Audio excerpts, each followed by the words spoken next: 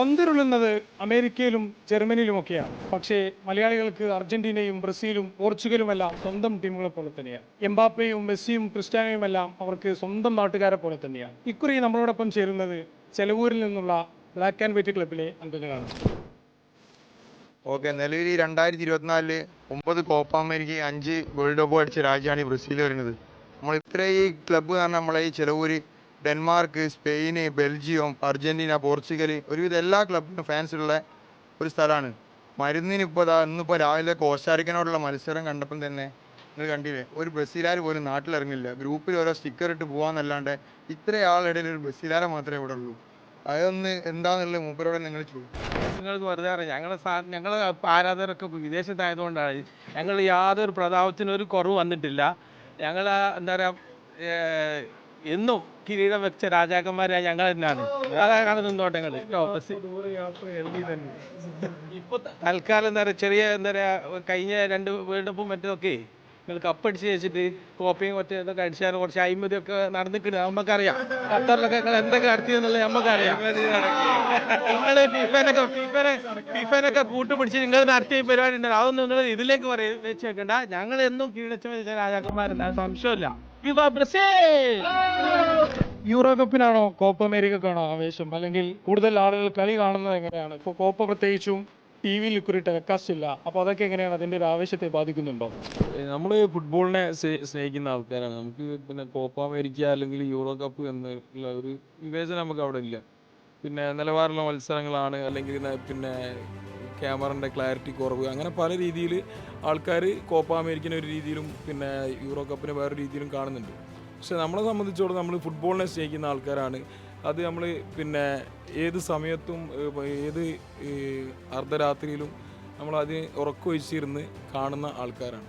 അവിടെ നമുക്ക് പിന്നെ ഫുട്ബോളാണ് നമ്മളെ മെയിനായിട്ട്. അല്ലാതെ അത് യൂറോ കപ്പാണ് അല്ലെങ്കിൽ കോപ്പ അമേരിക്കയാണ് ഒരു നിലവാരത്തിൽ നമ്മളതിനെ വിലയിരുത്താൻ ആഗ്രഹിക്കുന്നില്ല. പക്ഷേ ഈ എംബാപ്പയെ പോലെയുള്ള താരങ്ങൾ തന്നെ പറയുന്നു പിന്നെ യൂറോപ്പിൻ്റെ ഒരു കോമ്പറ്റബിലിറ്റി കോപ്പയിൽ ഒരിക്കലും ഇല്ല എന്ന്. അപ്പോൾ ഒരു സ്ഥിരമായിട്ട് ഫുട്ബോൾ കാണുന്ന ഒരാൾ എന്ന നിലയിൽ എങ്ങനെയാണ് അതിനെ വിലയിരുത്തുന്നത്? ആ ഒരു പ്രസ്താവനയെ എങ്ങനെയാണ് വിലയിരുത്തുന്നത്? യൂറോ കപ്പൊക്കെ ആദ്യം നമുക്ക് കാണുമ്പോൾ നല്ല സ്പീഡ് ഗെയിമായിട്ട് ഇനി പിന്നെ അനുഭവപ്പെടാറുള്ളത്. പക്ഷേ ഇപ്പോൾ പിന്നെ യൂറോ കപ്പ് ആയാലും കോപ്പ അമേരിക്ക ആയാലും ഏകദേശം ഒരേ നിലവാരത്തിലുള്ള മത്സരങ്ങളാണ് പിന്നെ നിലവിലിപ്പോൾ നമുക്ക് കാണാൻ സാധിക്കുന്നത്. പലപ്പോഴും ആ യൂറോപ്പിൻ്റെ ആ സ്പീഡ് ഗെയിമൊക്കെ മാറിയിട്ടുണ്ട്. പിന്നെ അതിപ്പോൾ കോപ്പ അമേരിക്ക സ്റ്റൈലിലേക്ക് തന്നെ പിന്നെ ആ രീതിയിലേക്ക് മത്സരങ്ങൾ മാറിയിട്ടുണ്ട്. സാധാരണ നമ്മൾ എല്ലാ ടൂർണമെൻറ്റ് അർജന്റീനൊപ്പം തുടങ്ങുമ്പോൾ പറയാറുള്ളത് മെസ്സിക്കൊരു കപ്പ് എന്നാണ്. അപ്പോൾ പക്ഷേ മെസ്സി ഇപ്പോൾ കോപ്പ അമേരിക്കയും നേടി, ലോകകപ്പും നേടി. അപ്പോൾ ഇക്കുറി കോപ്പ അമേരിക്കയുടെ പ്രതീക്ഷകൾ എന്തൊക്കെയാണ്? അർജന്റീനയെ സംബന്ധിച്ചിടത്തോളം അർജന്റീനയുടെ മത്സരങ്ങൾ സ്ഥിരമായിട്ട് കാണാറുള്ള ഒരു വ്യക്തിയാണ് ഞാൻ. അപ്പം അർജന്റീനയുടെ പഴയകാല മത്സരങ്ങൾ കാണുന്ന ഒരു വികാരമല്ല ഇപ്പോൾ നിലവിലുള്ളത്. പണ്ട് നമ്മൾ ആരാധകരെന്ന് വിചാരിച്ചാൽ ആരാധകർ ഒരുപാട് എന്താ പറയുക പിന്നെ പേടിച്ചിട്ടും പിന്നെ ഒരു പ്രത്യേക വികാരത്തിൽ നമുക്ക് എങ്ങനെയാണെന്ന് എക്സ്പ്രസ് ചെയ്യാൻ പറ്റാത്തൊരു പിന്നെ ബുദ്ധിമുട്ടുണ്ട്. ഏതായിരുന്നാലും പിന്നെ ഇപ്പോൾ നമ്മൾ വളരെ റിലാക്സ് ആയിട്ടാണ് കളി കണ്ടുകൊണ്ടിരിക്കുന്നത്. നമ്മോടൊപ്പം ഒരു ചെറിയൊരു അതിഥിയുണ്ട്. അവൻ മിനർവ പഞ്ചാബിൻ്റെ യൂത്ത് ടീമിലുള്ളതാണ്. നമ്മുടെ ഭാവിയിൽ 2034 ഡ്രീം ടീമിൽ അംഗമാണ്. അവൻ ക്രിസ്ത്യാനോ റൊണാൾഡോയുടെ ജേഴ്സി ഇട്ടിട്ടാണ് വന്നിട്ടുള്ളത്. എന്തുകൊണ്ടാണ് ക്രിസ്ത്യാനോ ഇത്ര സ്നേഹിക്കുന്നതെന്ന് അവൻ തന്നെ പറയും. അത് റൊണാൾഡോ ഹാർഡ് വർക്ക്, അങ്ങനെ പിന്നെ റൊണാൾഡോൻ്റെ കളി കണ്ട് ഇഷ്ടപ്പെട്ട് ഞാൻ ഫുട്ബോളിലേക്ക് വന്നതും. മെസ്സി ലോകകപ്പ് കൂടി അടിച്ചതോടെ മെസ്സിക്ക് ഇനി ഒന്നും നേടാനില്ല. ഗോട്ട് അഥവാ എക്കാലത്തെയും മികച്ച കളിക്കാരൻ മെസ്സി തന്നെയായി. അവിടെ ഒരു സംവാദം തന്നെ ഇനി സാധ്യതയില്ല എന്നൊക്കെയാണ് മെസ്സി ആരാധകർ പറയുന്നത്. അപ്പോൾ ഒരു ക്രിസ്ത്യാനോ ആരാധകൻ എന്ന നിലയിൽ അതിനോട് എന്താണ് പറയാനുള്ളത്? മെസ്സി മികച്ചൊരു കളിക്കാരൻ തന്നെയാണ്, അതിൽ യാതൊരു സംശയവുമില്ല. പക്ഷേ ഇത്ര കാലം ഒരു കപ്പിന് വേണ്ടിയിട്ട് ഇത്ര കാലം കഷ്ടപ്പെട്ട ഒരു വ്യക്തിയാണ്. ഇപ്പോൾ ലാസ്റ്റ് വേൾഡ് കപ്പ് കാര്യങ്ങളൊക്കെ കിട്ടി, കാര്യമൊക്കെ ശരിയാണ്. പക്ഷേ റൊണാൾഡോനെ സംബന്ധിച്ച് നോക്കുന്ന സമയത്ത് റൊണാൾഡോ ഒരു ഹാർഡ് വർക്കറാണ് ഒന്നാമത്. രണ്ടാമത്തത് പോർച്ചുഗൽ ടീം, ആ റൊണാൾഡോ മികച്ച ഫോമിൽ നിൽക്കുന്ന സമയത്ത് പോർച്ചുഗൽ ടീം എന്ന് പറഞ്ഞാൽ അത്ര അർജൻറ്റീന പോലെ സന്തുലിതമായിട്ടുള്ളൊരു ടീമല്ലായിരുന്നു. ഇപ്പോൾ എൻ്റെ പലരും പറയാറുണ്ട്, ഇപ്പോൾ അർജൻറ്റീനയിലായിരുന്നു റൊണാൾഡോ എങ്കിൽ എന്നോ അർജൻറ്റീന കപ്പടിച്ചേനെ എന്ന്. അപ്പോൾ നോക്കുന്ന നേരം ഏകദേശം ഈക്വൽ അല്ലെങ്കിൽ റൊണാൾഡോ ഒരു പടി മുന്നിൽ ആയിട്ടാണ് ഞാൻ കാണുന്നത്. ഈ പറഞ്ഞ ഈ ക്രിസ്ത്യാനോനെ പറ്റി പറഞ്ഞതിൻ്റെ ഫസ്റ്റ് തന്നെയുള്ള ഒരു മറുപടി എന്ന് പറഞ്ഞാൽ ഈ യൂറോ കപ്പിൽ എന്ന് പറഞ്ഞാൽ ഈ യൂറോ കപ്പിൽ 24 ടീം മത്സരിക്കുന്നതിൽ ഏറ്റവും നല്ല സ്കോഡുള്ളൊരു ടീമാണ് പോർച്ചുഗൽ. ആ പോർച്ചുഗലിന് ഒരു മൈനസ് ആയിട്ട് നിൽക്കുന്നത് ഇപ്പോൾ ക്രിസ്ത്യാനോ ഇറങ്ങുന്നത് മാത്രമാണ്. പിന്നെ എന്ന് പറഞ്ഞാൽ ആ ക്രിസ്ത്യാനോ ഇറങ്ങിയില്ലെങ്കിൽ ഈ ക്രിസ്ത്യാനോ എല്ലാ കളിയിലും ഇനി ഇറങ്ങുകയാണെങ്കിൽ യൂറോ കപ്പ് സ്വപ്നം കാണാൻ കഴിയൂല. നേരെ മറിച്ച് കഴിഞ്ഞ വേൾഡ് കപ്പിൽ സാന്റോസ് ചെയ്ത മാതിരി റൊണാൾഡോനെ ബെഞ്ചിലേക്ക് നിർത്തുക, ടീമിന് വേണ്ടിയിട്ട് അത് മാറിക്കൊടുക്കാൻ റൊണാൾഡോ രാജ്യത്തിനെ സ്നേഹിക്കേണ്ട. അതെന്ന് പറഞ്ഞാൽ നല്ല പ്ലെയറാണ്. അത് പറയാൻ പറ്റൂല. അല്ലാതെ പറയാൻ പറ്റൂല. അത് അങ്ങനെ പറയാൻ പറ്റൂല. ഞാൻ പറഞ്ഞ കാര്യം മെസ്സി മികച്ച കളിക്കാരനാണെന്നാണ്. പിന്നെ രണ്ടാമത്തെ കാര്യം റൊണാൾഡോ ഇല്ലെങ്കിൽ ആ ടീം ബെറ്റർ എന്ന് പറയുന്നതിൽ എന്താ അർത്ഥമുള്ളത്? ഇന്നലൊക്കെ മര്യാദൊക്കെ കിട്ടിയ അസിസ്റ്റ് കാര്യങ്ങളൊക്കെ എന്താണ്? അസിസ്റ്റ് കാര്യങ്ങൾ എന്താണ്? ഇപ്പൊ 2024 മെസ്സി കപ്പ് അടിച്ചാലാണ് നിങ്ങൾക്ക് മെസ്സി നല്ല ആളായത്. അതുവരെ ക്ലബ്ബ് ശശി രാജ്യത്തിന് വേണ്ടി നേടിയില്ല.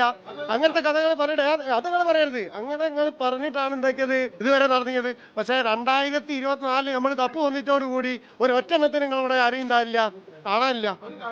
കാര്യം കൂടി എനിക്ക് അതിൽ പറയാണ്ട്. ഇപ്പൊ ഷാനും സെക്രട്ടറിയും പറഞ്ഞ ഒരു കറക്റ്റ് കാര്യം പറയട്ടെ. ഞാൻ പറഞ്ഞത് റൊണാൾഡോയുടെ മികച്ച ഫോമിൽ നിൽക്കുന്ന സമയത്ത് ഞാൻ പ്രത്യേകം എടുത്ത് പറഞ്ഞിട്ടുണ്ട്. അത് കേട്ടിട്ടുണ്ടാവും. ആ ഇപ്പൊ മികച്ച ഇപ്പൊ ഒരു എന്തായാലും നിയർ 40 ഉള്ള ഒരു മനുഷ്യനാണ്. അതിൻ്റെതായ ബുദ്ധിമുട്ടുണ്ടാവും. പിന്നെ ഇതിൽ പറയാനുള്ളത് പറഞ്ഞാൽ മെസ്സി എന്ന് പറഞ്ഞിരിക്കുകയാണ് ഒരു പ്ലെയർ. കാരണം വേൾഡിൽ ചരിത്രത്തിൽ ഇതുവരെ ഇങ്ങനത്തെ ഒരു മനുഷ്യൻ ഉണ്ടായില്ല ഇത് ഫുട്ബോളിൽ. ഇനി ഉണ്ടാവോ ഇല്ല എന്നുള്ള രീതിയിൽ തന്നെയാണ് എനിക്ക് തോന്നുന്നത്. എന്താ പറഞ്ഞാൽ അത്ര രീതിയിലാണ് ഫുട്ബോൾ ഈ കാലയളവിൽ മെസ്സിൻ്റെ ഫുട്ബോൾ നമ്മൾ കണ്ടതും ചരിത്രം. അത് ഞാൻ മാത്രം ഇവിടെ ചെലവ് കുത്തിയെന്ന് പറയല്ല, അത്രയും വലിയ ഇതിഹാസങ്ങൾ വിലയിരുത്തിയതാണ്. അത് എന്ന് പറഞ്ഞാൽ ഇതുവരെയുള്ള ഏതൊക്കെ സ്റ്റേജ് പെലെ വരെ ക്രിസ്ത്യാനോ മോളാണ്. പിന്നെ പറയാനുള്ളതെന്ന് പറഞ്ഞാൽ വേൾഡിൽ 2 പ്രാവശ്യം ബോള് വാങ്ങുക, ഗോൾഡൻ ബോൾ, അത് വേൾഡ് കപ്പിൽ 2 പ്രാവശ്യം വാങ്ങാന്ന് പറഞ്ഞാൽ അത് ക്രിസ്ത്യാനോക്ക് വേൾഡ് കപ്പ് പോട്ടെ, കളിച്ച ടൂർണമെന്റ് ഇതുവരെ ഒരു ബെസ്റ്റ് പ്ലെയർ അവാർഡ് പോലും കിട്ടിയിട്ടില്ല. അതാണ് മെയിൻ പോയിന്റ്. അത് പറഞ്ഞാൽ വേൾഡ് കപ്പിലത്തെ മാറ്റുക. മെസ്സിൻ്റെ അത് കൂട്ടുകയാണെങ്കിൽ മൊത്തമുണ്ട്. പിന്നെ ബാലൻഡിയോർ ഈ ഇന്റർ മിയാമിയിലേക്ക് പോയി യൂറോപ്യൻ ഫുട്ബോളിൽ നിന്ന് മാറിയത് കൊണ്ട് മാത്രമാണ് ഈ പ്രാവശ്യത്തെ ഈ ബാലൻഡിയോർ മെസ്സി. ഈ റൊണാൾഡോ പറയുന്നൊരു കാര്യമുണ്ട്. ഇപ്പൊ മെസ്സി സ്പാനിഷ് ലീഗിൽ മാത്രമാണ് യൂറോപ്പിലെ, പിന്നെ ഫ്രഞ്ച് ലീഗിൽ കുറച്ച് കാലം കളിച്ചു. പക്ഷേ Cristiano Italian, English premier league, അങ്ങനെ ഏതാണ്ട് എല്ലാ ലീഗിലും കളിച്ചു എന്ന് പറയുന്നുണ്ട്. അപ്പോൾ അതിനോട് എങ്ങനെയാണ്? നിങ്ങളിപ്പോൾ പറഞ്ഞു പ്രീമിയർ ലീഗിൽ മെസ്സി കളിച്ചിട്ടില്ല എന്ന്. പ്രീമിയർ ലീഗിൽ ക്രിസ്ത്യാനോ 6 വർഷത്തോളം കളിച്ചിട്ടുണ്ട്. 6 വർഷത്തിൽ കളിച്ച് ആ ടൂർണമെന്റ് അതിലെ ടോപ്പ് ടീമുകളായ ആഴ്സണൽ, സിറ്റി, പിന്നെന്താ ലിവർപൂൾ, ചെൽസി, ഈ ഇങ്ങനെ മുൻനിര ടീമുകൾ, ടോപ്പ് 6 ടീമുകൾക്കെതിരെ ഒരു പ്രീമിയർ ലീഗിലും പോലും കളിക്കാണ്ട് മെസ്സി അടിച്ചത്ര ഗോളുകൾ പോലും ക്രിസ്ത്യാനോ അടിച്ചിട്ടില്ല. അതിൽ തന്നെ വ്യക്തമാണ് ആരാണ് ബെറ്റർ എന്നുള്ളത്. ലോക്കൽ ടീമുകളെ പഞ്ഞിക്കിട്ട് 3-4 ഗോൾ അടിച്ചിട്ട് അതിൽ ടോപ്പാകാന്നല്ലാണ്ട് ക്രിസ്ത്യാനോ അതിലൊന്നും ചെയ്തിട്ടില്ല. സ്പെയിൻ നമുക്ക് എല്ലാവർക്കും അറിയാം, ഒരു 10 വർഷം മുമ്പ് വരെയൊക്കെ ലോകകപ്പും യൂറോ കപ്പും ഒക്കെ ഒരുമിച്ച് നേടിയ ടീമാണ്. എന്നാൽ കുറച്ചു മുമ്പ് അവരൊരു കളി, അവരുടെ ഈ ടിക്കി ടാക്ക എന്നൊക്കെ നമ്മൾ വിളിക്കുന്ന ശൈലി മാറുന്നു. അവരൊരു പാസിട്ട് ഗോളടിക്കാതെ ആകുന്നു എന്നുള്ള വിമർശനമൊക്കെ ഉണ്ടായിരുന്നു. തികച്ചും നിങ്ങൾ പറഞ്ഞ ഈ ഒരു പ്രസ്താവനയോട് 100% യോജിക്കുന്നു. ഈ 2008 യൂറോ അടിക്കുമ്പോൾ, 2010 സ്പെയിൻ വേൾഡ് കപ്പ് അടിച്ചപ്പോൾ, 2012 യൂറോ അത് ആവർത്തിച്ചപ്പോൾ സ്പെയിൻ്റെ ടിക്കി ടാക്ക എന്ന് പറഞ്ഞാൽ ഇത് മറ്റു ടീമുകൾക്ക് എന്താ പറയുക, അതെങ്ങനെ ക്യാച്ച് ചെയ്യണമെന്ന് മനസ്സിലായില്ലായിരുന്നു. അതേ ശൈലി തന്നെ അവർ പിന്നെയും തുടർന്നപ്പോൾ 2014 വേൾഡ് കപ്പും 18 എന്താ പറയുക വേൾഡ് കപ്പൊക്കെ വൻ പരാജയമായിരുന്നു. സമ്മതിക്കേണ്ട കാര്യം നമ്മൾ സമ്മതിക്കണം. പക്ഷേ തികച്ചും വ്യത്യസ്തമായ ഒരു പാറ്റേണിലാണ് ഇപ്പോൾ കുറച്ച് കാലങ്ങളായിട്ട് സ്പെയിന് മുമ്പോട്ട് വന്നിട്ടുള്ളത്. അതിൻ്റെ ഉദാഹരണമാണ് കഴിഞ്ഞ നാഷൻസ് ലീഗ് കപ്പടിച്ചത് സ്പെയിനാണ്. അതും ആ ഒരു പാറ്റേണിൽ തന്നെയായിരുന്നു മത്സരം നടന്നത്. എന്തുകൊണ്ടോ കപ്പടിച്ചു, പെർഫോമൻസ് കൊണ്ട്. പക്ഷേ ഈ യൂറോ കപ്പിലെ സ്പെയിൻ്റെ മത്സരം, ഈ കഴിഞ്ഞ 3 മത്സരം എടുത്ത് നോക്കിയാലും തികച്ചും ടിക്കി ടാക്ക എന്ന് പറഞ്ഞ ആ പരിപാടിയെ സ്പെയിന് വിട്ടെറിഞ്ഞിട്ട് വൻ ചേഞ്ചുള്ള ഗെയിം പ്ലാനാണ് ഇപ്പോൾ നമ്മൾ കണ്ടത്. എന്തുകൊണ്ടും എല്ലാ പ്ലേയേഴ്സ് ഇപ്പോൾ ഇന്നലത്തെ അൽബേനിയനുള്ള മത്സരം സ്പെയിൻ്റെ നോക്കിയാൽ ഈ ക്രൊയേഷ്യനോട് 3-0 ജയിച്ചതും ഇറ്റലിനോട് 1-0 ജയിച്ചു തികച്ചും പ്രീ ക്വാർട്ടറിലേക്ക് യോഗ്യത നേടി. ഇന്നലത്തെ സ്പെയിൻ്റെ മറ്റേത് ടീം എടുത്ത് നോക്കിയാലും ഇന്നലത്തെ സ്പെയിൻ്റെ 11 എന്ന് പറഞ്ഞാൽ 11 പ്ലേയേഴ്സും പുതിയ പ്ലേയേഴ്സാണ്. അതിലേ നമ്മൾ സാധാരണ സ്പെയിൻ ഇപ്പോൾ 2010 ലോകകപ്പ് അടിക്കുമ്പോൾ അതിൽ ഏതാണ്ട് എല്ലാവരും ബാഴ്സലോണ താരങ്ങളാണ്. 2-3 റയൽ മാഡ്രിഡ്, ഇപ്പോൾ റാമോസോ അല്ലെങ്കിൽ ഗോൾ കീപ്പറൊക്കെ ഉണ്ടായിരുന്നുള്ളൂ. ഇപ്പോൾ അതേസമയം ആദ്യത്തെ 11-ൽ 2-3 റയൽ മാഡ്രിഡ് ബാഴ്സലോണ താരങ്ങളേ ഉള്ളൂ. അപ്പോൾ അതിനെങ്ങനെയാണ് കാണുന്നത്? അതെന്ന് പറഞ്ഞാൽ എന്താ പറയുക, പണ്ടത്തെ ആ ഒരു ശൈലിയും പണ്ട് ആ സ്പാനിഷ് കാറ്റലോണിയ ആ ഒരു ഇത് വെച്ചിട്ടാണ് ടീം സെലക്ഷൻ. തികച്ചും ഇപ്പോൾ എല്ലാ എന്താ പറയുക ക്ലബിലുള്ളവരും ഉണ്ടതാനും ഗെയിം പ്ലാനും സ്പെയിനിൻ്റെ തന്നെ മാറ്റമാണ്. ഇപ്പം ബാഴ്സലോണ എന്ന ടീം, ഞാനൊരു ബാഴ്സലോണ ഫാനും കൂടിയാണ്, ആ ഒരു സമ്പ്രദായം മാറ്റിയിട്ട് സ്പെയിന് വ്യത്യസ്തമായി ഇന്നലത്തെ 11 തന്നെ നോക്കിയാൽ മതി. 11 പ്ലേയേഴ്സും പുതിയതാണ്. കഴിഞ്ഞ കളിച്ച ഏത് ടീമും ഇതുവരെ പരിചയമുണ്ടാവില്ല. അതും ഇന്നലെ വിജയമാണ് സംഭവിച്ചത്. അതെന്ന് പറഞ്ഞാൽ ഈ സ്പെയിൻ്റെ ഒരു പിന്നെ ബാക്കിയുള്ള ടീം ഈ ഒരു സ്പെയിനും ഈ ഒരു മത്സരത്തോടാണ് കടപിടിക്കണമെങ്കിൽ മുമ്പോട്ട് പോകാൻ മറ്റു ടീമുകൾക്ക് വളരെ പ്രയാസമായിരിക്കും. അത്രയും നല്ല പെർഫോമൻസ് ആണ് ഇപ്പോൾ സ്പെയിൻ കാഴ്ചവെച്ചിരിക്കുന്നത്. ബ്രസീലുകാര് ഇന്ന് കോസ്റ്ററിക്കനോട് സമനില പിടിച്ച്, അതുകൊണ്ടാണ് ഇപ്പൊ തീരെ ആളുകളോട് ഉണ്ടാക്കാത്തത്, കാണാത്തത്. പിന്നെ അല്ലെങ്കിൽ മരുന്നിനെന്തെങ്കിലും